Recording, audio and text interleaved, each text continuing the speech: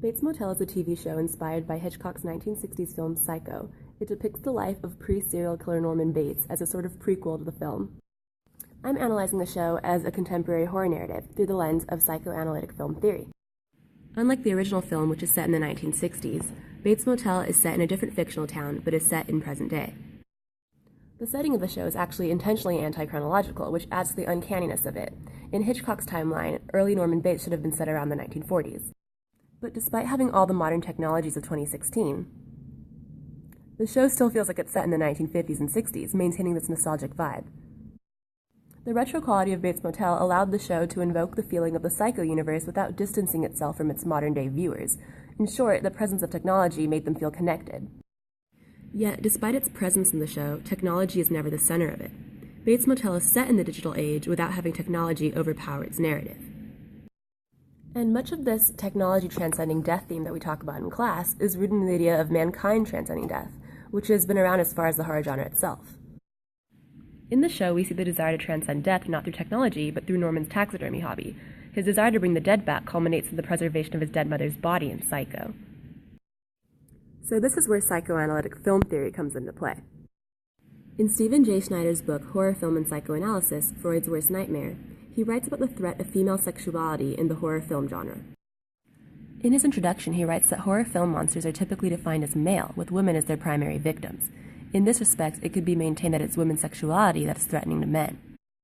Sexuality is an important element in Bates Motel. Many of the female characters are highly sexualized, and most of Norman's victims are female, young, and attractive. Norman's first victim, Blair Watson, is his high school English teacher. He kills her after she seduces him at her house after giving him a ride home from the school prom.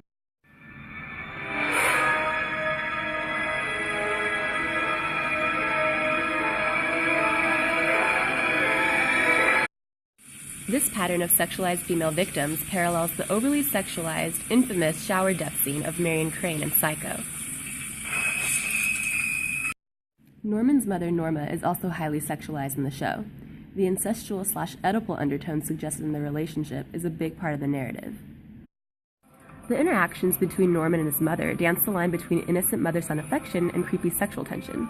For instance, in the season 2 finale, they share a passionate kiss on the lips. But there's more to these Oedipal undertones than shock value. In psychoanalytic film theory, the idea of the double is often used to depict the divided self. The most apparent double in Bates Motel is evidently Norman and Norma.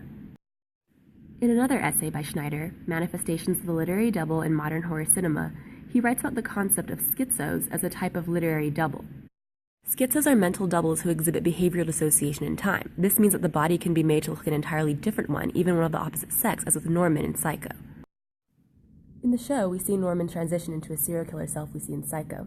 He gets these blackouts in which he has no control over or memory of his actions, which tend to be fueled by violence. During these blackouts, Norman often hallucinates visions of Norma or hears Norma's voice. These visions often tell Norman what to do, and they may or may not reflect the beliefs of his real-life mother. And sometimes these hallucinations tell him to kill, which we later find out is the catalyst for his victims' deaths throughout the show. Did you kill Blair Watson?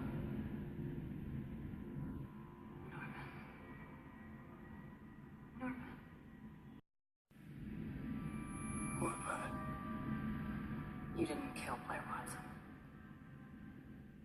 I did. Ultimately, by the show's final season, Norman's blackouts escalate to the point where he takes the life of his own mother. Overwhelmed with guilt and despair, he takes the body and preserves it with taxidermy. And since a part of Norman's personality lives in Norma, in many ways, through his preservation of her, he also preserves himself.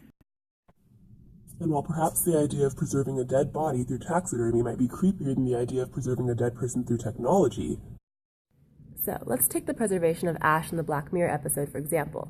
From a psychological standpoint, if we look at the motivations of Norman, they aren't that different from those of Martha. Essentially, both Norman and Martha sought to transcend death in some way.